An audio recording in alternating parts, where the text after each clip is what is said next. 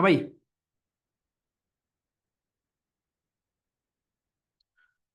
न जाने कोई।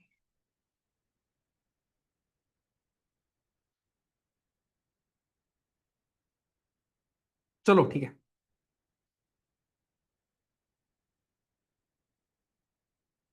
बहुत प्यार से सुनना आप, ठीक है।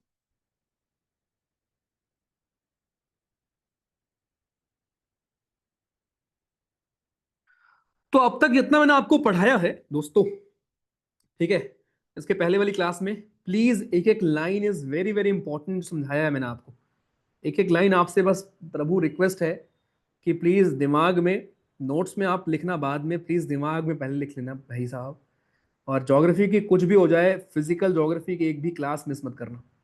इंडियन ज्योग्राफी में क्या है ना, कुछ सवाल आपको मिलते हैं स्टैटिक मैप बेस्ड, ठीक है। तो हम लोग मैपिंग की क्लास भी करेंगे। मैं आपको जब इंडियन ज्योग्राफी पढ़ाऊंगा तो मैं आपको भाइयों इस तरीके से पढ़ाऊंगा कि आप मैपिंग भी सीखें, है ना। बिकॉज बिना मैपिंग के यार हो नहीं पाएगा वो। मैपिंग भी हम करेंगे उसमें, लेकिन ये सबसे इंपॉर्टेंट है इसमें भैया जी, कोई गड़बड़ी नहीं होनी चाहिए, ठीक है। चलो ओके। फिजिकल ज्योग्राफी सबसे इंपॉर्टेंट है। तो ये मैं आपको सिखा दिया। अब एक टर्म, हमारे दो तीन टर्म में आपको यहाँ देख लेते हैं हम लोग, ठीक है, फिर हम आगे चलते हैं। सबसे पहला टर्म आपका है कंडक्शन, क्या होता है। ठीक, तीन चीजें हम पढ़ते हैं, convection, conduction and radiation, right. And एक आपका एडवेक्शन भी होता है, ठीक है। सो एडवेक्शन अच्छा अभी ज्वाइन कर रहे हैं क्या लोग, जल्दी आओ तो भाई।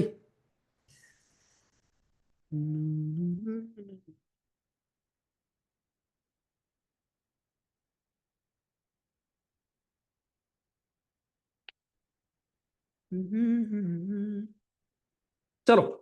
सो conduction, convection, radiation and advection, क्या डिफरेंस होता है। सबसे पहले अगर मैं बात करूं कंडक्शन की, सो कंडक्शन इज बेसिकली, आप ऐसे समझ लो कि आपने, मान लो कोई गर्म चीज है, गर्म तवा है, आप बना रहे रोटी, गर्म तवा है, आपने उसको टच कर लिया। आप उसको टच करोगे तभी हीट ने ट्रेवल किया वहां से आपकी बॉडी में। Okay. So conduction is more of direct contact, जहां पर टच करने से वो हीट मूव कर रही है। तो मतलब जो चीज कांटेक्ट में आएगी उधर हीट का ट्रांसफर होगा, बस इतना ही है, बाकी कहानी लिखी हुई है ऊपर। कन्वेक्शन में क्या होता है, कन्वेक्शन इज बेसिकली आपकी हीट मूव करती है, बिकॉज जो आपका गर्म हवा है या पानी है वो राइज करता है, और जो ठंडी हवा, ठंडा पानी है, वो नीचे गिरता है, बस। ठीक। कन्वेक्शन इज बेसिकली नॉर्मल आपका मूवमेंट ऊपर जा रही है। एंड देन एडवेक्शन एक होता है जहां पर हॉरिजेंटल मूवमेंट होता है, इसको आप कहते हैं एडवेक्शन। तो जो मैंने आपको पढ़ाया था बस वही है, बस एक बार हम रीड कर लेते हैं। देखो, transfer of heat through horizontal movement is called advection. Horizontal movement of air is आपका ज्यादा इंपॉर्टेंट होता है as compared to vertical movement. बहुत सही बात है। क्यों? क्योंकि दोस्त, आप जब अभी प्रेशर डिफरेंस पढ़ेंगे तो हमारा मेन फोकस होगा हॉरिजेंटल मूवमेंट पर। क्योंकि जब हवा चलती है तो हवा, आपने कभी हवा का नाम सुना है, पुरवैया, पछियाओं, गांव में हम लोग बोलते हैं ना, पुरवैया चल रही है, पछियाओं चल रहा है, राइट। तो पुरवैया का मतलब ही होता है कि हवा आपकी पूरब से आ रही है। ओके। और हवा का नाम हमेशा ध्यान रखना, हम रखते हैं हवा का नाम जहां से हवा स्टार्ट हो रही होती है उसके नाम पर, हवा जहां से ऑरिजिनेट हो रही होती है उसके नाम पर। ओके। दैट्स व्हाई आपका हॉरिजेंटल प्रेशर डिफरेंस या horizontal movement of air is more important. Vertical उतना इंपॉर्टेंट नहीं होता, क्योंकि हमें जमीन पर रहना ना भाई। अमेरिका भी जमीन पर है, भारत भी जमीन पर है राइट। आपका पोल्स भी जमीन पर है, और इक्वेटर भी। तो हमें जमीन के प्रेशर डिफरेंस से फर्क पड़ता है, इसीलिए horizontal movement is more important, ठीक है। मिडिल लैटिट्यूड्स का मतलब क्या हो गया, जो आपका ये इक्वेटर है और ये आपके पोल्स हैं, जो बीच वाले आपके लैटिट्यूड्स हैं। Okay. Most of diurnal variation in daily weather are caused by advection alone. Diurnal variation का मतलब क्या होता है, जो आपका दिन का लोवेस्ट टेम्परेचर होता है और दिन का हाईएस्ट टेम्परेचर होता है, इनमें जो डिफरेंस होता है। जैसे मैंने आपको भी एग्जांपल दिया था जैसलमेर का, कि वहां दिन में टेम्परेचर 25 डिग्री, रात में -10 डिग्री। तो टोटल आपका जो 35 का डिफरेंस है दोनों में, इसी को आप बोलते हो डायurnal रेंज या डायurnal वेरिएशन। तो ये सब कुछ कहीं ना कहीं एडवेक्शन की वजह से होता है ऑब्वियसली। आपके हॉरिजेंटल मूवमेंट जो होती है हवा की, ये बहुत हाईली रिस्पॉन्सिबल होती है इन सभी चीजों के लिए। बाकी कभी कभी कुछ लोकल हवाएं भी चलती हैं, लू वगैरह, वो तो कहानियां है, ठीक है। चलो, दूसरा कन्वेक्शन में बस क्या है, कन्वेक्शन में दोस्तों आपकी हवा ऊपर जा रही है, मूव कर रही है, उसी को आप कहते हैं कन्वेक्शन। वर्टिकल हीटिंग को आप बोलोगे कन्वेक्शन, दैट्स इट, और कुछ नहीं, ठीक। इसके अलावा जो आपका कंडक्शन था उसमें क्या था कि जो एयर कांटेक्ट में है जमीन से, वो आपकी हीटअप होगी, एंड फिर उसके ऊपर वाली, फिर उसके ऊपर वाली, उसके ऊपर वाली। कहने का मतलब कंडक्शन से याद रखना कि आपको कोई चीज टच करना पड़ेगा। तो यहां पर वो तवा वाला एग्जांपल याद रखना कि जैसे आप तवा छुओगे, तवा गर्म होता है, एंड तुरंत आपको गर्म फील होता है, व्हाई? बिकॉज कंडक्शन होता है, उसके पार्टिकल्स आपके हाथ के पार्टिकल्स को या जो भी चीजें हैं उसको टच करेंगी, एंड वो ट्रांसफर ऑफ हीट होगा। तो कंडक्शन में you need to have that particular thing, okay, you need to have that touch, बस। तो जो आपके लोअर लेयर्स हैं वहां मेजर ये काम कर रही होती है, राइट, बिकॉज इतना ऊपर तक नहीं जा पाएगी ना। कंडक्शन में क्या है कि भाई नीचे के लेयर में कंडक्शन हुआ, उसके ऊपर जो लेयर, उसके ऊपर जो पार्टिकल्स थे उन्होंने टच किया, बहुत स्लो हो रहा होगा ये, तो ये बहुत नीचे के लेयर में प्रोमिनेंट होता है, कहीं लिखा होगा यहाँ पर, ये रहा, it is important in heating the lower layers of atmosphere. अब यहां से आपके एग्जाम में सवाल आएगा, स्टेटमेंट बेस्ड सवाल आएगा, और फिर आप सोचोगे यार ये कब पढ़ा हमने। इसीलिए समझो, जब आपको ये तवा वाला एग्जांपल याद रहेगा ना, तो आपको याद रहेगा कि कंडक्शन में टच की नीड होती है, तो ये चीज स्लो हो रही होगी और एक लेवल तक ही पहुंच पाएगी ना, राइट। तो इसीलिए कंडक्शन नीचे ही रहता है, ऊपर के लिए आपको कन्वेक्शन, और सन से अगर रेज आ रही है, हीट आ रही है, तो ऑब्वियसली उसके लिए रेडिएशन चाहिए होता है। तो डिफरेंस है, ठीक है। ये तीनों चीज कृपया करके ध्यान रखिए। नेक्स्ट, टेरेस्ट्रियल रेडिएशन पढ़ चुके हैं हम लोग भैया, दोबारा पूछ मत लेना मुझे गलती से। जो सन से आपकी रेज आ रही होती है, अर्थ अब्सॉर्ब करती है, वापस रेडिएट करती है, उसी को आप कहते हो टेरेस्ट्रियल रेडिएशन। किस फॉर्म में होती है? लॉन्ग वेव के फॉर्म में होती है। पढ़ लिया हमने इसको। आई, यहां पर वही बातें लिखी हुई हैं कि मेजॉरिटी हीटिंग किससे होगी, ये देख लो। अब हीट बजट एक बार देख लो, यहां से सवाल डायरेक्ट नहीं आया है, लेकिन कभी कभी पूछ सकता है यार, ठीक है। तो एक बार बस समझ लो, ठीक है, एक बार समझ लो, और कुछ नहीं इसमें। तो जो सन से दोस्तों हीट चलती है, बिकॉज एट द एंड जितनी हीट आई और जितनी हीट एब्जॉर्ब हुई या वापस गई, वो तो इक्वल होनी चाहिए ना। आप लॉ भी पढ़ते हो कि energy can neither be created not destroyed, same for heat. तो भाई जितनी हीट सन से आई होगी वो कहीं ना कहीं तो होगी ना, या तो किसी ने उसको एब्जॉर्ब कर लिया होगा, या वो वापस भेज दिया होगा, राइट, या स्टिल एटमॉस्फेयर में होगी वो हीट हमारी। तो एक बार देखो ध्यान से, ये शॉर्ट वेव रेडिएशन कौन है? जो वो हीट जो सन ने भेजा होगा, आपकी इंसोलेशन, सोलर रेडिएशन, ये आपकी दोस्तों वो वाली हीट है, राइट, ओके। अब जो आपकी 100% हीट अगर वहां से आ रही है, उसमें से लगभग 6% स्पेस में ही रह जाती है, लगभग 27% को स्पेस में ही आपके अगर देखोगे, लगभग 27% क्लाउड जो है वो रिफ्लेक्ट कर देता है, ठीक है। लगभग 34% को एब्जॉर्ब कर लेती है अर्थ, अगर आप देखो, ठीक है। तो ये नंबर एक बार बस देख लो, अगेन एग्जैक्ट वैल्यू आपसे नहीं पूछने वाला, रिलैक्स, ठीक है। बट ये ध्यान रखना कि मतलब इससे ये प्रूव हो रहा है कि यार देखो क्लाउड वगैरह रिफ्लेक्ट भी करते हैं, ठीक है, इसलिए क्लाउड का एल्बिडो इतना होता है, रिफ्लेक्शन भी होता है, अर्थ अब्जॉर्ब भी करती है। जो आपको बताया, अर्थ अब्जॉर्ब करने के बाद क्या करेगी? एक रेडिएटेड बॉडी बन जाएगी, ठीक। अब ये लॉन्ग वेव है, लॉन्ग वेव का मतलब क्या है? अर्थ वापस जब भेजेगी, ओके, तब अलग अलग जगह पर आपके जाके हमारी एनर्जी यूज होती है। अगेन ये वैल्यूज नहीं पूछता, ठीक है, बस लेकिन बस आपको पता हो कि हाँ रिफ्लेक्शन भी होता है, एब्जॉर्प्शन भी होता है, हर एक चीज होता है, और एनर्जी दोस्तों आपकी बराबर बनी रहती है, बस। एल्बिडो, वी ऑल नो कि एल्बिडो क्या था? अमाउंट ऑफ लाइट जो आपकी रिफ्लेक्ट होती है, उसी को हम बोलते हैं एल्बिडो। किसका मैक्सिमम किसका minimum, you all are aware अभी, ठीक है। ये Venus, Uranus, Jupiter, Saturn, Neptune पढ़ चुके हैं हम कल की क्लास में, मतलब लास्ट क्लास में।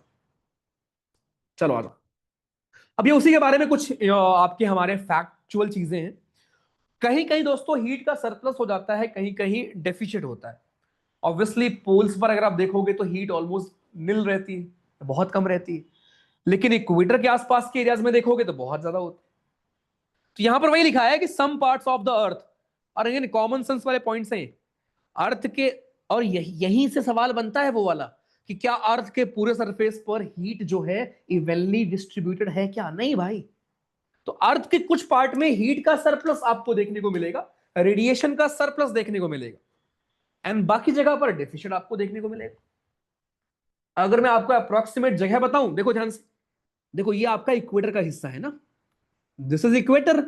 तो भाई इक्वेटर से लेकर अगर आप देखोगे यहां तक लगभग सब ट्रॉपिकल रीजन तक,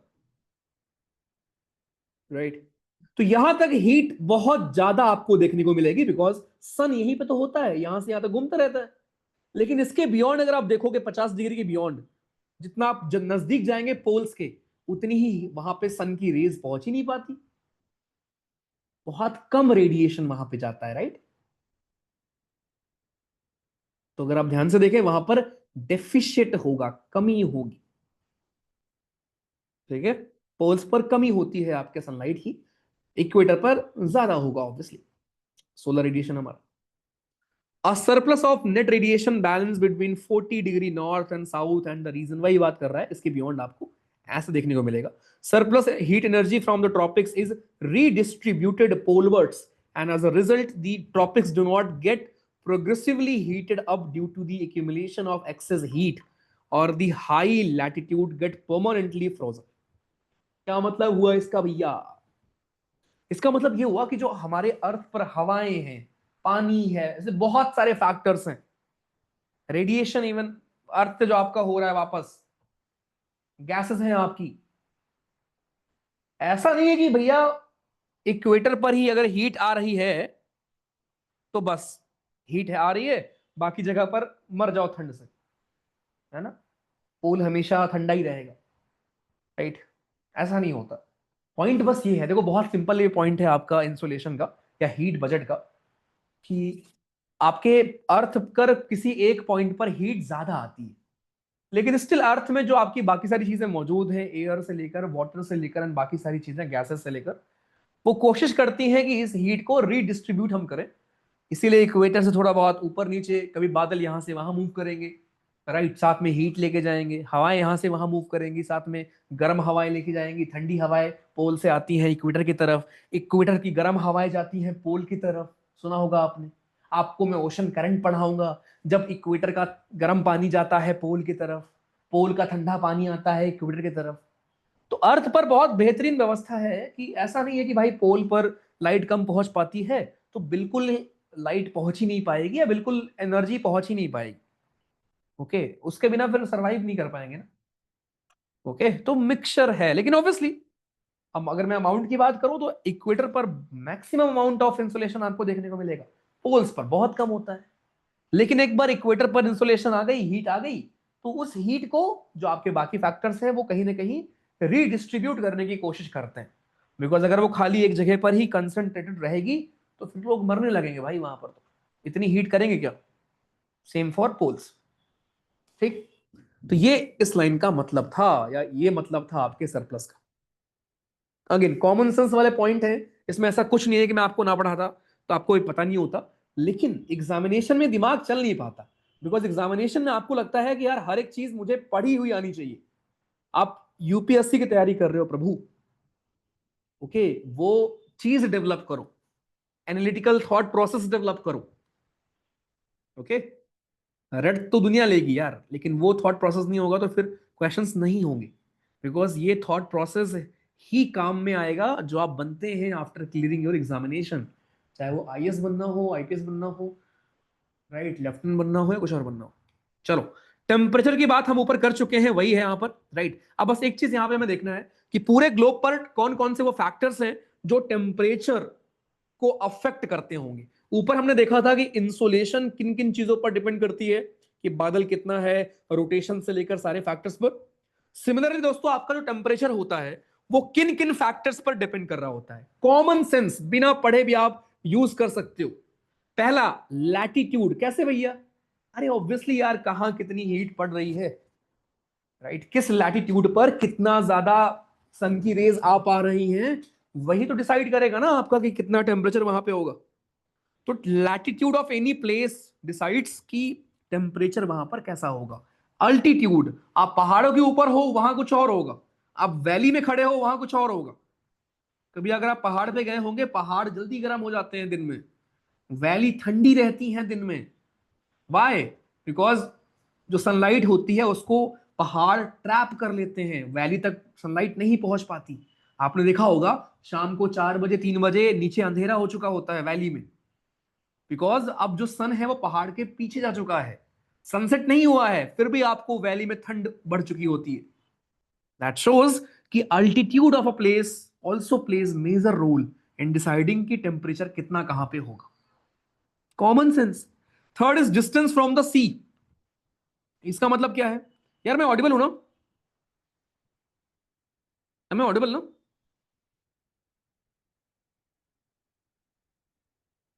ओके। पहले फॉग की छुट्टी मिलती थी, अब स्मॉग की छुट्टी मिलती है।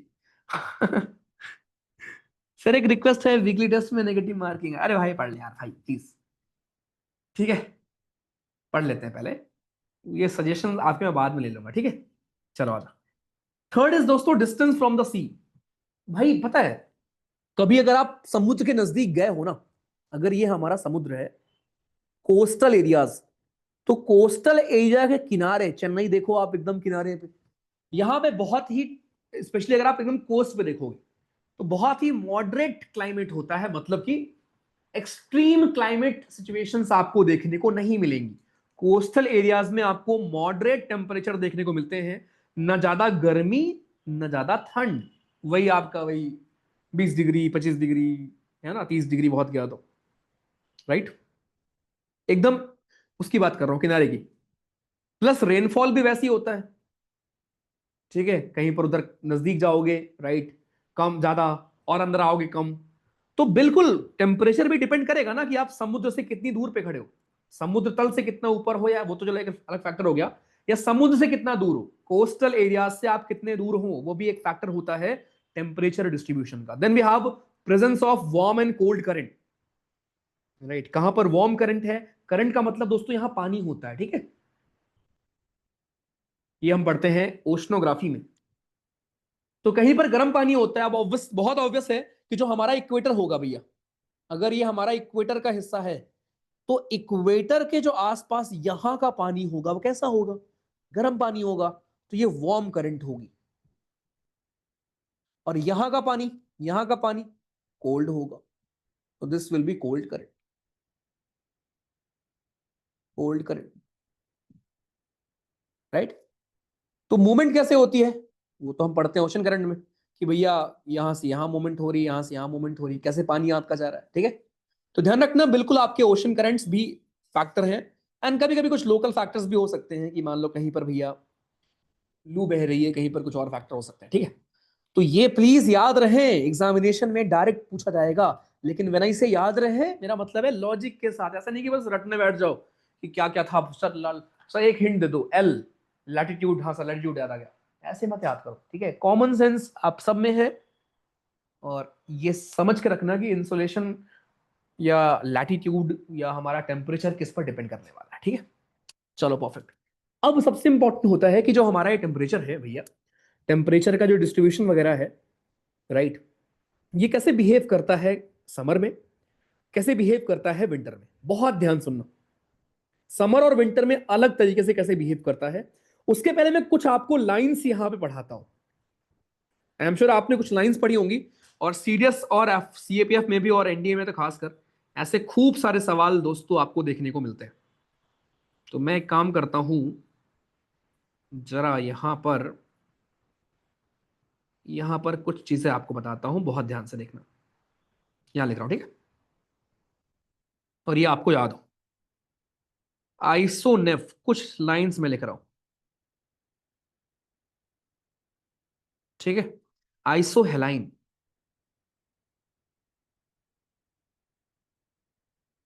आइसोह्यूम, आइसोहेल, आइसोहाइट्स, ठीक है? आइसोथर्म, आइसोबार, और कौन छूट रहा है? आइसोहाइब्स और आइसोनिफ।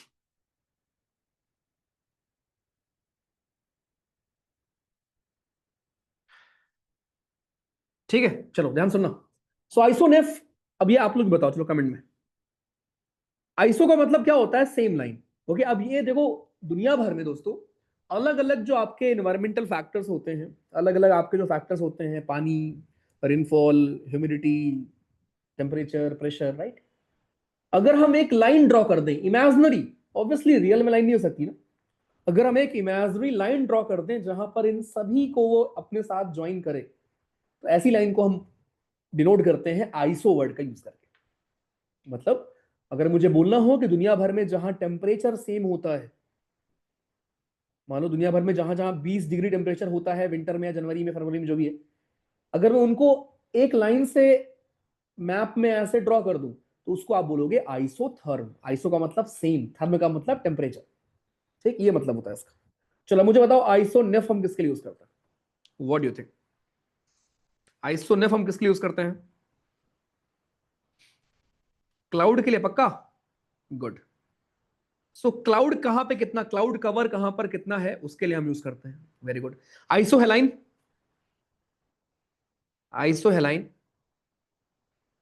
सैलिनिटी के लिए। आइसोह्यूम ह्यूमिडिटी के लिए। गुड। आइसोहेल, हेल से याद रखना सनशाइन, कितनी लाइट आ रही है, equal amount of sunshine. Hyets, equal amount of rainfall, बारिश या प्रेसिपिटेशन। थर्म तो पता ही है आप।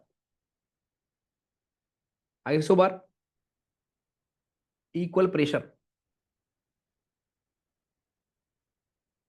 Hives,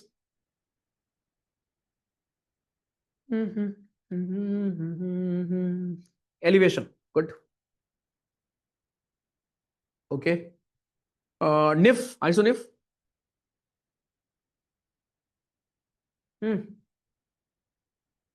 snowfall. क्या बात है, very good very good. Note करने का टाइम दू? अबे भाई टाइम ही टाइम है यार। साइड हो जाऊं क्या? हाँ। सिद्धार्थ, डिपेंड करेगा आप किस पे पूछ रहे हो, एरिया के बेसिस पूछ रहे हो या अमाउंट पूछ रहे हो। अमाउंट तो ऑब्वियसली इक्वेटर। भैया आइंस्टाइन पेड़ के नीचे क्यों बैठा था? पता नहीं भाई। 3 जनवरी को मेरा बर्थडे होता है, तो भाई इसको भी लिखवा दूं मैं? क्या कहते हो, नोट्स में लिखवा दिया जाए कि भैया आपका बर्थडे भी होता है? राइट का इंडिकेटर देख के लेफ्ट में मुड़ना है? नहीं यार। ठीक है चलो। तो भाई ये कुछ आपके आइसो वाले हैं जिनको याद रखना। ठीक है, अब हमें पर्टिकुलरली आइसोथर्म और आइसोबार का पढ़ना होता है, कैसे वो बिहेव कर रहे होते हैं। ठीक है, आइसोथर्म और आइसोबार का, और उसके बाद आईटी सीजेड आप जब सीखते हैं इंडियन ज्योग्राफी में, तो आईटी सीजेड भी कहां पे शिफ्ट होता है, वो भी एक सवाल बनता है एग्जाम में। बहुत प्यारा सवाल मैं आपको कराने वाला हूं, प्लीज ध्यान से सुनना एकदम बढ़िया से। आ जाओ। तो ये सब आपको बढ़िया क्लियर हो गया। ठीक है, अब यहां पर वही आपके लैटिट्यूड पर कैसे आप डिपेंड करेंगे, अल्टीट्यूड पर कैसे करेंगे, मैं इसको भेज दूंगा, if you want to read पढ़ लेना। ये सारी चीजें मैं मुंह से बोल के आपको कवर कर चुका हूं। ठीक है, ये चीज अभी आप देखेंगे उसमें जब मैं आपको पढ़ाऊंगा लेयर्स ऑफ एटमॉस्फेयर। तो देखो हर एक चीज इस फॉर्म में भी है, बिकॉज बहुत लोग को ये रहा है कि भैया लिख भी दिया करो, मतलब टाइप भी करवा दिया करो, बिकॉज और बढ़िया होता है मतलब नोट्स बनाने में। तो चलेगा वो भी यार, लेकिन मेन फोकस होना चाहिए समझने पर, जो मैं समझा रहा होता हूँ। ठीक है, ओके। तो ये सब आपके हमारे हो गए कैसे कैसे कौन डिपेंड करता है। अब यहां से हम पढ़ेंगे डिस्ट्रीब्यूशन टेम्परेचर का दुनिया में कैसे है। तो दुनिया में जो टेम्परेचर का डिस्ट्रीब्यूशन है उसी को हम डिनोट करते हैं आइसोथर्म से। आइसोथर्म क्या होते हैं? आपके ऐसे लाइंस होते हैं जो ज्वाइन करते हैं places having equal temperatures. Okay, isotherms are the lines they join places having equal temperature. Right, आपके जो हमारे इक्वल टेम्परेचर होते हैं उन प्लेसेस को ज्वाइन करने का काम होता है इसका। वेरी वेरी इंपॉर्टेंट, कोई दिक्कत नहीं। The global distribution of temperature can well be understood studying the temperature distribution in January and July. Very very important, ध्यान रखना। जनवरी आपका विंटर, जुलाई आपका समर। तो मेरे भाई अभी मैंने आपको देखो बहुत रिलैक्स्ड होके पढ़ो प्लीज, रिक्वेस्ट है। और ये मैं बार बार इसलिए बोल रहा हूं बिकॉज मुझे पता है कितना ओवरवेलमिंग हो सकता है कुछ टॉपिक आपके लिए। मैं रिपीट कर दूंगा प्रभु, रिलैक्स, ठीक है। लास्ट में इवन आप 200-200 एमसीक्यू जब करेंगे या अभी बीच में टेस्ट करेंगे तो बार बार ये रिपीट होता रहेगा। लेकिन प्लीज अभी हड़बड़ी में मत रहा करो, क्लास में आया करो, शांति से समझने में फोकस किया करो, बार बार सुनो, रिकॉर्डिंग देखो 10 बार अगर आपका मन है। कॉन्सेप्ट क्लियर कर लोगे फिर कभी जीवन में नहीं भूलने वाले यार। हर बार तुम्हारे हर एग्जाम में हेल्प करेगा। मैं आपको ये पढ़ाया कि यार दुनिया भर में टेम्परेचर जो है वो किस पर डिपेंड करता है। पहले आपने देखा था कि जो इंसुलेशन होता है, जो सन की लाइट आ रही होती है, वो किस पर डिपेंड कर रही होती है। फिर यू सॉ कि टेम्परेचर किस पर डिपेंड करेगा। अब मैं आपको ये बता रहा हूं कि दुनिया भर में यार कोई पैटर्न है क्या टेम्परेचर का। तो हम 2 महीनों को उठाते हैं, एक जुलाई को और एक जनवरी को, यानी एक समर और एक विंटर। और हम इन 2 महीने में देखते हैं कि टेम्परेचर कैसे बिहेव कर रहा होता है पूरे दुनिया में। और जहां जहां सेम टेम्परेचर होगा उनको हम एक लाइन से जोड़ देते हैं जिसको आप आइसोथर्म कहते हो। कोई दिक्कत। अब एक चीज ध्यान रखना कि आइसोथर्म जो है दोस्तों, ये जनवरी में हम ज्यादा देखते हैं, राइट, एज कंपेयर टू जुलाई। ऐसा क्यों? बिकॉज जुलाई में आइसोथर्म आपका नॉर्मली पैरेलल ही होता है आपके लैटिट्यूड से, ठीक है, तो उतना कुछ मूवमेंट नहीं आती। तो हमें मेन पढ़ना होता है जनवरी का, ठीक। लेट मी ड्रॉ ड्रॉ करके मैं पढ़ाऊंगा। उसके बाद ये क्या भैया ऊपर नीचे हो रखा है आपको सब समझ में आ जाएगा। रिलैक्स बालक पार्टी, ठीक है। हर एक लाइन, हर एक चीज आपको समझ में आ जाएगी कि यहां मैंने क्या बनाया है, राइट, तीतर बटेरे क्या है, सब आपको समझ में आ जाएगा। जस्ट गिव मी 5 मिनट्स, ठीक है, आ जाओ। मैं आपको सिखा रहा हूं आइसोथर्म्स का मूवमेंट। और फिर 2 सीएससी के पीवाईक्यू आपका इंतजार कर रहे हैं इसके बाद। और अब सीएससी के पीवाईक्यू आपसे हो रहे हैं तो सीएपीएफ सीडीएस तो भूल ही जाओ, मतलब लल्लू प्रो मैक्स हो जाएगा वो। आइसोथर्म, ठीक है। आइसोथर्म्स क्या होते हैं पहले मैं वो लिख दे रहा हूं आपके लिए। ये दोस्तों आपके ऐसे लाइन होते हैं, joining places,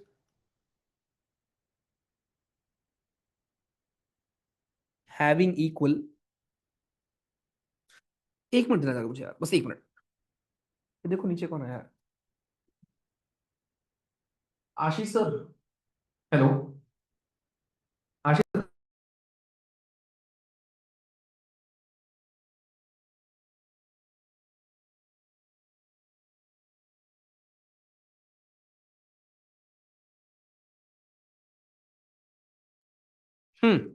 so isotherm is basically आपके ऐसे lines, joining places, having equal temperatures. First and foremost, ठीक है। चलो, अब जो आइसोथर्म होता है ये जनरली पैरेलल होता है लैटिट्यूड से, okay. They are generally parallel to latitude, ठीक है। नॉर्मली ये पैरेलल होते हैं लैटिट्यूड से मेरे भाई। बट इन जनवरी, जनवरी के महीने में कैसे बिहेव कर रहे होते हैं। अब मैंने आपको एक चीज सिखाई थी अभी, जमीन भैया बहुत जल्दी गर्म हो जाती है और बहुत जल्दी ठंडी हो जाती है। बट पानी गर्म भी होने में टाइम लेता है और ठंडा होने में भी टाइम लेता है। इसका मतलब जनवरी में ठंड जब पड़ रही होगी तो जमीन ज्यादा ठंडी होगी एज कंपेयर टू पानी। तो पानी को टाइम लग रहा होगा, पानी स्टिल गर्म हो सकता है, ओके, पानी स्टिल आपका गर्म हो सकता है एज कंपेयर टू जमीन, राइट, ये बात आपको पता है। परफेक्ट, चलो। तो जनवरी में क्या होता है पहले मैं लिख दे रहा हूं फिर मैं आपको ड्रॉ कर समझाऊंगा। जनवरी में, और ये बात एग्जाम में 56 बार पूछी गई है, जनवरी में जो आपका आइसोथर्म होता है, बहुत ध्यान से सुनो, आइसोथर्म जो आपका होता है ये डेविएट करता है। Isotherm deviates to the north, to the north over ocean. Ocean के ऊपर ये डेविएट करता है नॉर्थ की तरफ, and to the south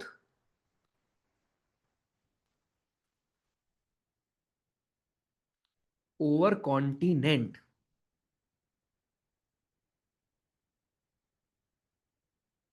okay. कुछ समझ नहीं आया होगा मुझे पता है, हम बोलोगे नहीं बट मुझे पता है। देखो, आइसोथर्म आपका डेविएट करता है नॉर्थ की तरफ ओशन में, जनवरी के महीने में। और साउथ की तरफ मूव करता है कॉन्टिनेंट में। वाई भैया, एग्जाम में तो खाली इतना पूछता है किधर मूवमेंट करता है, बस खत्म। लेकिन इसका रीजन तो जान लो। रीजन क्या है? देखो ये है हमारा, मान लेते हैं globe. This is 0 degree. Okay, ऊपर आपको पता ही है, ठीक है। चलो, अब ये मैं कुछ यहां पर ड्रॉ कर देता हूं आपके, जो हमारे वो हैं। ये इंडिया हो गया, ठीक है। ये है एग्जैक्ट वो नहीं है मैप, बस एक रफ मैप है, ठीक है। ओके, अब देखो क्या है आइसोथर्म का मतलब क्या है। लेट्स इमेजिन कि आपका हमारा इक्वेटर के पास 20 डिग्री कहीं पर टेम्परेचर है। तो 20 डिग्री टेम्परेचर जहां जहां होगा उसको हम उस लाइन से जोड़ते हैं। तो इक्वेटर के पास तो गर्मी होगी ही, हम बात कर रहे हैं जनवरी की। इक्वेटर के पास गर्मी होगी, तो 20 डिग्री का टेम्परेचर मान लेते हैं यहां पूरे में था, यहां पूरे में था। ओके, अब ये है आपका अटलांटिक ओशन, जहां पर गर्म करंट खूब दौड़ रही होती है। तो ऐसा देखने को मिलता है कि जनवरी के महीने में, बिकॉज पानी उतना ज्यादा ठंडा नहीं होता। ऑल्दो जनवरी में ठंड होती है, लेकिन स्टिल पानी जो है आपका हमारा एज कंपेयर टू जमीन कम ठंडा होता है। तो जो 20 डिग्री की आपकी लाइन है, टेम्परेचर है, हो सकता है यहां तक हो। ओके, हो सकता है यहां कोई जगह हो थोड़ा ऊपर, जहां 20 डिग्री टेम्परेचर हो। तो आइसोथर्म जो है 20 डिग्री का, वो थोड़ा ऊपर तक ऐसे फिर मूव कर जाएगा। खत्म, ये था पानी का। जमीन में क्या होगा? जमीन में अगर आप देखते हो, जमीन में मान लेते हैं यहां पर टेम्परेचर है 0 डिग्री, बिकॉज जमीन पूरी ठंडी है बहुत ज्यादा। तो जो पोल वाला टेम्परेचर है ठंडा वाला, वो खाली ऊपर ऊपर नहीं होगा। हो सकता है यहां कोई कुछ शहर ऐसे हो जहां टेम्परेचर उतना ही पहुंच गया हो जितना पोल में था। तो ये आइसोथर्म थोड़ा राइट में, सॉरी, थोड़ा साउथ की तरफ नीचे मुड़ेगा उसको कवर करने के लिए। और इसी के लिए फिर आप पढ़ लेते हो कि जो आइसोथर्म होता है वो बेंड करता है साउथ। ये देखो, isotherm deviates to north ocean में। ओशन में नॉर्थ की तरफ जा रहा है ऊपर, एंड कॉन्टिनेंट में साउथ की तरफ आ रहा है नीचे। कितना आसान। रिलैक्स, टेंशन नहीं लेना। मुझे पता है अभी भी समझ नहीं आया होगा परेशान क्यों होते हो, मैं किस लिए हूं। आ जाओ। अगेन ये रटना मत प्लीज, आप मेरे स्टूडेंट हो यार, या सीख रहे हो मुझसे, प्लीज रटना मत ये। प्लीज समझो क्या समझना है अपने आप को। आइसोथर्म क्या होता है, ध्यान से सुनो। ये है मेरा घर, ये है आपका घर, ये है उसका घर, ये है अगेन किसी और का घर, ठीक है। मेरे घर में टेम्परेचर है मान लेते हैं 20 डिग्री, आपके घर में हो सकता है 2 डिग्री हो, उसके घर में तो 50 डिग्री होगा ही ठीक है। एंड किसी और के घर में मान लेते हैं 1 डिग्री।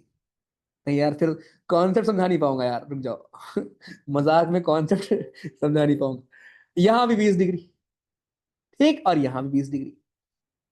तो मान लेते हैं इन तीन घरों में टेम्परेचर 20 डिग्री था, इसके यहाँ 2 डिग्री था। जब मैं आइसोथर्म ड्रॉ करूंगा, इसका मतलब क्या होता है, सेम टेम्परेचर वाली लाइन को जोड़ेंगे। तो भाई 20 यहां, 20 यहां, 20 यहां।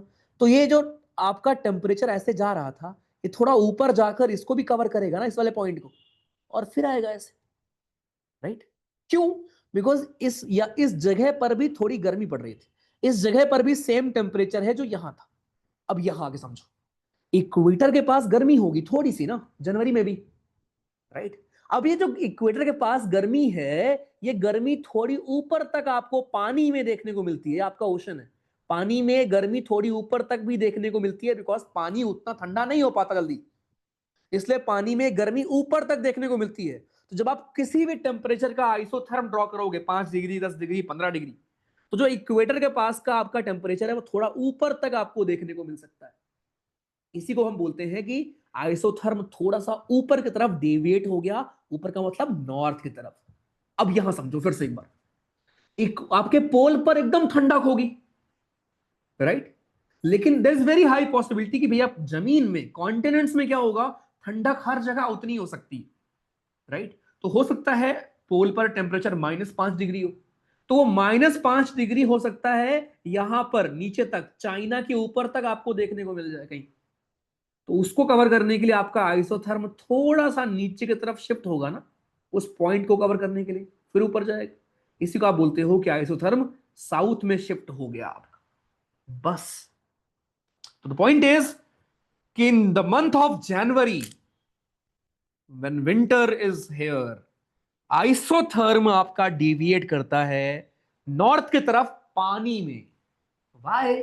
Because there are few warm currents available जो पानी को गर्म रखती है। इसीलिए इक्वेटर का हल्का गर्म टेम्परेचर आपको थोड़ा ऊपर तक भी देखने को मिल सकता है। उसी पॉइंट को टच करने के लिए आइसोथर्म ऊपर जाता है, नॉर्थ की तरफ जाता है। बट अगर मैं बात करूं आपके हमारे जमीन पर, तो जमीन पर थोड़ा साउथ में मूव करता है उस ठंडे वाले पॉइंट को कवर करने के लिए। एग्जामिनेशन में आपसे बस इतना ही पूछेगा। लेट मी टेल यू, मतलब प्लीज लेट मी नो अगर परफेक्टली क्लियर है बढ़िया से, तो मैं आपको दिखाऊंगा क्वेश्चन। नो रटना पटना, ठीक है?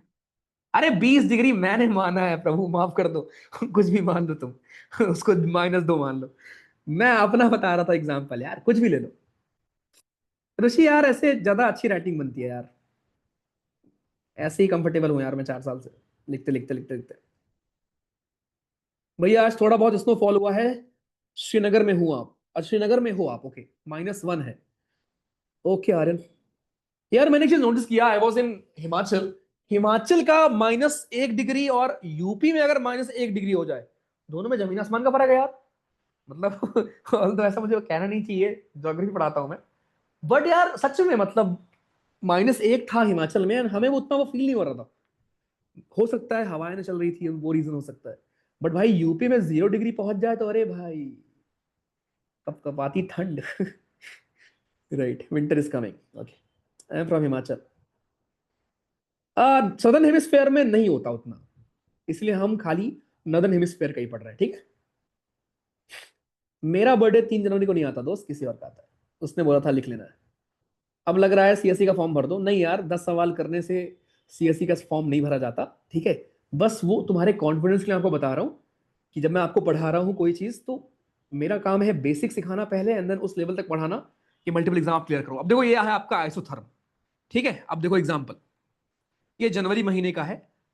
देखो उतना भी डेविएशन आपको देखने को नहीं मिल रही होगी, तुमको क्या लग रहा है कि एकदम ऊपर तक। पॉइंट बस ये था कि अगर मान लो इक्वेटर के पास 20 डिग्री है, तो थोड़ा ऊपर भी 20 डिग्री हो सकता है, यहां भी 20 डिग्री हो सकता है, तो ये थोड़ा सा ऊपर की तरफ शिफ्ट होगा उसको कवर करने के लिए, बस। बट जब आप उधर की बात करोगे, देखो अब 0 डिग्री भाई पोल पर तो होगा, लेकिन भैया 0 डिग्री तो लद्दाख में भी होता है ना। 0 डिग्री चाइना में भी होता है, तिब्बत में भी होता है। तो ये नीचे की तरफ आएगा आइसोथर्म उसको कवर करने के लिए। और यही आप याद करते हो फिर कि आइसोथर्म जमीन पर शिफ्ट होता है साउथ की तरफ, पानी में शिफ्ट होता है नॉर्थ की तरफ। खत्म। अब मैं आपको दिखाता हूं क्वेश्चन, उसके पहले एक बार और पढ़ लो इसको। अब यहां पर सारे पॉइंट लिखे हुए हैं, एक बार मैं रीड कर देता हूं आपके लिए, फिर मैं आपको दिखाता हूं पीवाईक्यू सीएसई। ठीक है, द डिविएशन और सीएसई में आ रखा है, सेम रिपीट हो जाएगा तुम्हारे सीपीएफ में, सेम आपका रिपीट हो जाएगा एनडीए सीडीएस में। इसलिए प्लीज ये मत फील करना कि बहुत हाई लेवल है, बहुत इंटरेस्टिंग है और बहुत आसान है।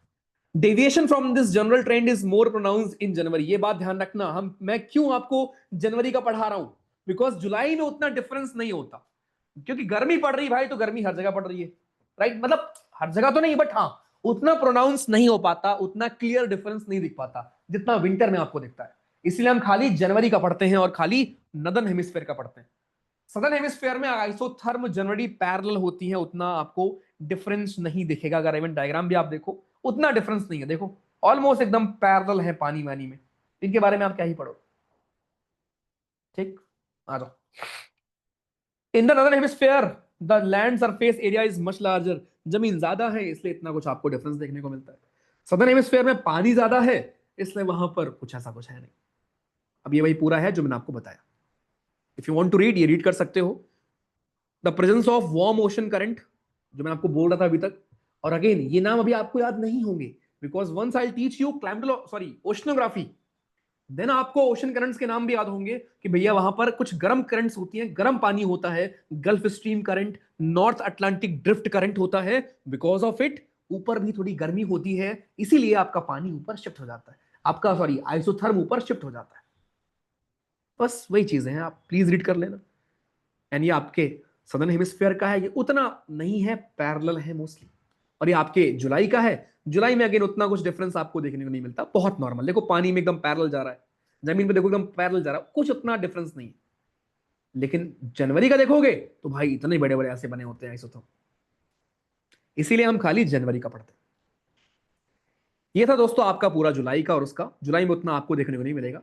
ठीक है, चलो अब जरा मैं क्वेश्चन पे आता हूं। और खतरनाक सवाल आया था, आसान सवाल नहीं था, देखते हैं आप कर पाते हो। फोर्थ ही सवाल था, तो आज के क्लास से ही, अभी मैं तुमको लेयर पढ़ाऊंगा, आज के क्लास से ही तुम्हारे यूपीएससी सीएससी 2024 के स्टार्टिंग के 5 सवाल में से 3 सवाल मिल जाएंगे। और ये सवाल तो आपको मैं पढ़ाता हूँ वोल्केनो में।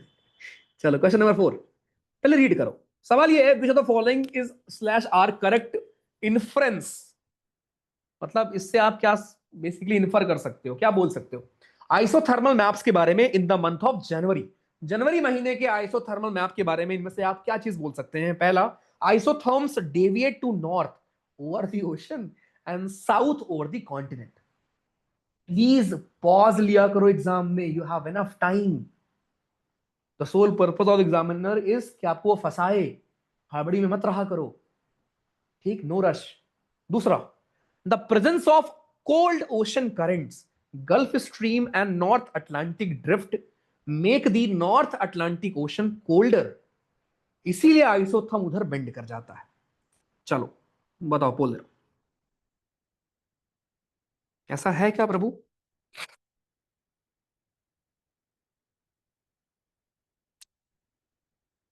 कल क्या पढ़ेंगे? कल भैया प्रेशर सिस्टम पढ़ेंगे, कल हवाएं पढ़ेंगे, कल पूरा हवाएं पढ़ेंगे। आपका मान के चलो यार, क्लाइमेटोलॉजी लेगा कम से कम 4 दिन तो लेगा, लेकिन आप एक्सपर्ट हो चुके होंगे, मेरा प्रॉमिस है।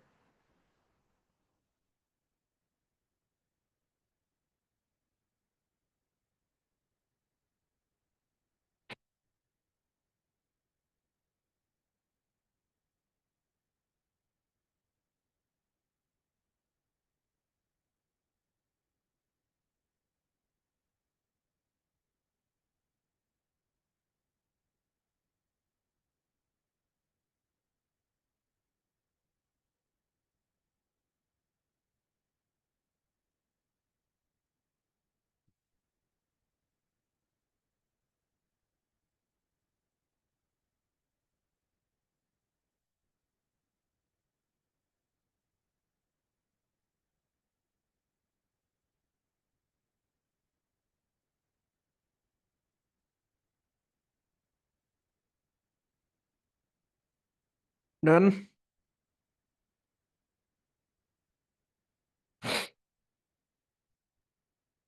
थोड़ा पढ़ लो प्रभु,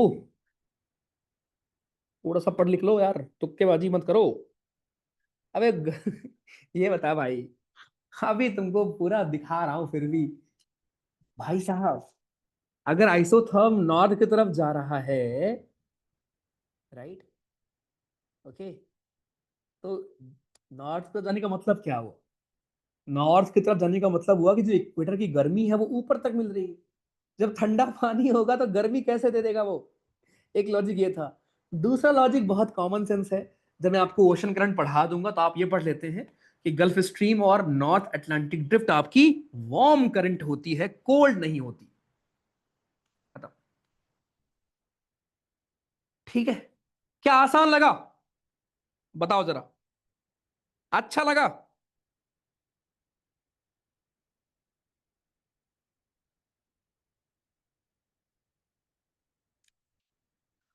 गर्दा उड़ा दिए। ओके, चलो बढ़िया। एक और सवाल दिखाता हूं, रुको। पहाड़ों की ठंड नेचुरल होती है, नेग्लिजिबल पोल्यूशन, ओके, पता नहीं भाई वो सब तो। यार एक और आई गेस इसी सीएससी में आया था, रुक जाओ, सीएससी 2025 में आया था एक सवाल। अरे एक सीरियस में भी आया था, सीट असल में तो बहुत आसान था, उसको मैं क्या दिखाऊं। आसान वैसे ये भी था, लेकिन आप थोड़ा बहुत गच्चा खा जाते हैं। इसमें क्या नहीं, क्या मैं फाइंड कर सकता हूँ क्या? आइसोथर्म, फाइंड करने का ऑप्शन है क्या? नहीं कर सकते ना। चलो मैं ढूंढ के रखा हूँ ठीक है अगली बार से। और फिर मैं आपको जब बैड सीरीज में सिखाऊंगा ना, तो उसमें भी आपको मजा आया करेगा। एक बार जरा मैं थोड़ा फास्ट देख लेता हूँ, अगर मिल जाता है ठीक है, वरना फिर ये देखो, ये सब कर लोगे तुम? पूरा पढ़ तो लो पहले, फिर देखना। ये देखो, क्वेश्चन नंबर 27। इवन ये सवाल आप कर लेंगे, एटमॉस्फेयर वाला। चलो पहले ये बताओ, ये आपके सिविल सर्विसेज 2025 का सवाल। और ऐसे सवालों को प्लीज मत छोड़ा करो, बिकॉज पता है अगर इसमें आपने किसी एक स्टेटमेंट को गलत प्रूव कर दिया ना, देन आपका क्वेश्चन बहुत इजीली एलिमिनेट हो जाता है। चलो क्वेश्चन नंबर 7 प्लीज रीड करो। जनवरी के महीने में, देखो सवाल भी जनवरी का ही बनता है, जुलाई में बिकॉज कुछ है ही नहीं, नॉर्मल सा है। जनवरी के महीने में नदन हेमिस्फेयर में आइसोथर्म जो है वो देखो इसने नॉर्थ या साउथ यूज नहीं किया वर्ड, उसने यूज किया है इक्वेटर की तरफ और पोल की तरफ। अब तुम्हारा कॉमन सेंस है कि इक्वेटर जा रहा है, इसका मतलब साउथ जा रहा होगा, नॉर्थ जा रहा होगा। आप देखना स्टेटमेंट 2, जनवरी के महीने में जो हवा होती है ओशन के ऊपर गर्म होती है एज कंपेयर टू जमीन के ऊपर। ये उसने स्टेटमेंट 2 दिया है। अब सोचो और बताओ मुझे किसका आंसर क्या होगा पोल में। चलो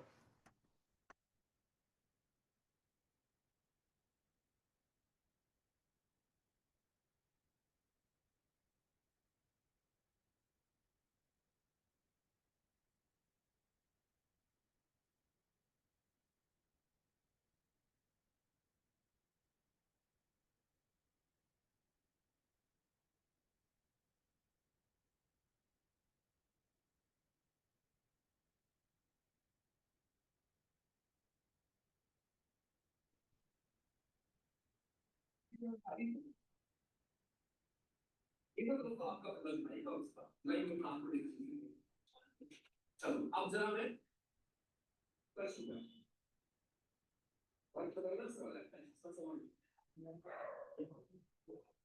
डन। सोच लीजिए थोड़ा सा प्रभु जी। और एक और चीज, अगर आपको इन सब चीजों में थोड़ा टाइम लग रहा है ना, कोई दिक्कत नहीं ना, नथिंग रॉन्ग विद दैट, ठीक है। एग्जाम तुम्हारा कल नहीं है, ये इतना तुमको मैं एनालिटिकल थॉट प्रोसेस आपका बहुत इंप्रूव कर दूंगा यार। और नॉलेज तो इंप्रूव कर ही रहा हूं मैं, इसलिए आप यहाँ आए हो। बस प्लीज बीच में गिव अप मत कर देना यार, इतना ही सजेशन है, इतना रिक्वेस्ट है आपसे।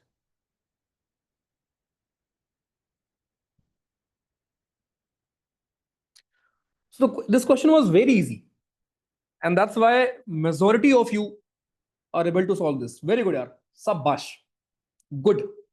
मैं एक्सप्लेन करता हूं। यूपीएससी का सवाल है कैसे करना था। जनवरी का महीना है, नदन हेमिस्फीयर में जो आपके आइसोथर्म है वो इक्वेटर की तरफ बेंड होंगे जमीन में। अरे भाई पढ़ा तो आपने, जमीन में इधर ही तो आते हैं नीचे की तरफ, नीचे आने का मतलब इक्वेटर की तरफ ही तो आ रहे हैं। और पानी में ऐसे जा रहे होते हैं, तो पानी में ऊपर की तरफ जा रहे होते हैं, ऊपर मतलब पोल की तरफ जा रहे हैं। बिल्कुल सही बात लिखी गई है जनवरी में। और इसका रीजन क्या दिया गया है जनवरी में, क्योंकि हवा जो है ओशन के ऊपर गर्म होती है। बिल्कुल सही बात है। Why why why why because ocean as compared to जमीन अभी भी गर्म होते हैं, राइट। एंड दूसरा, वहां पे आपकी वार्म करंट्स होती है। बिल्कुल सही रीजन दे रखा है। लल्लू प्रोमैक्स सवाल आया था और लगातार 2 बार दिया सेम सवाल। तो अगर मैं समझदार टीचर हूं, तो मैं आपको ये पढ़ा के भेजूंगा इस बार कि सीडीएस में आएगा, सीपीएफ में आएगा, या किसी और में आएगा, आप कर लेंगे। क्लियर बालक, अच्छे से पूरा टॉपिक। बाय कौन लिख रहा है, मार दूंगा ना बाय। बाय वालों, टांग दिया जाएगा तुम्हें। कोई बाय नहीं है, रुक जाओ। थक क्या जाते हो बे, रुक जाओ। तो भाई ये सारी चीजें, और ये तुमको भेज रखा हूं, ये रीड भी करना, ठीक है भैया। कहानी में सुन लेना कि बस कहानी सुन लिया, राइट। प्लीज इसको रीड करना। चलो जी आ जाओ। तो ये पूरा आपका आइसोथर्म का हमारा मूवमेंट कैसे होता है, ध्यान रखना, ठीक है। ओके, अब एक नेक्स्ट कॉन्सेप्ट है। टाइम टाइम कितना हो रहा है, कंटिन्यू करें भाई ये बताओ। चलो मैं पोल देता हूँ, शुड बी कंटिन्यू, बिकॉज मुझे पढ़ाना है इसके बाद inversion. Should we continue? Inversion पढ़ाने से पहले मैं लेयर पढ़ाऊंगा आपको अभी। शुड वी कंटिन्यू अभी? आधे घंटे और पढ़ लें क्या? बताओ मुझे, यस। Obviously yes. ठीक है चलो नो, दे देता हूँ ऑप्शन नो, नो का भी ऑप्शन दे देता हूँ। बताओ।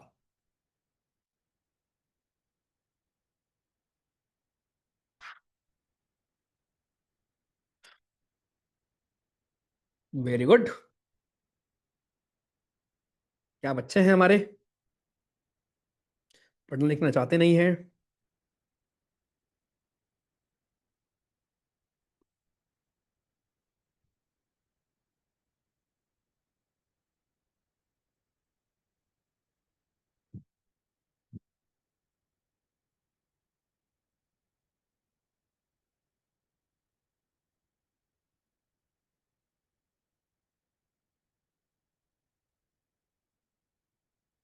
ओके चलो ठीक है, 70% ने बोला है कि नहीं करना।